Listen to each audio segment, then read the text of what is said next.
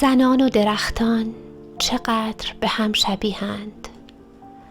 هر دو ریشه دارند و برگ و بار می دهند. هر دو بهارهای بسیار دارند و زمستانهای بسیارتر.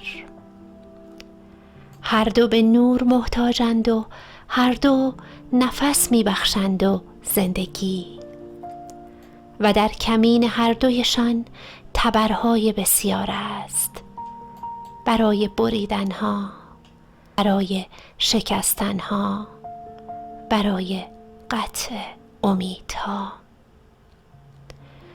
اما هنر زن بودن جوانه زدنهای پی در پی است، حتی وقتی شاخه هایت را شکستند، حتی وقتی ساقه هایت را زدند، حتی وقتی بیرحمی تبر تنت را از ته برید. تو اما ریشه ات را نگه دار، دستهایت را به آسمان بلند کن. تو دوباره سبز خواهی شد.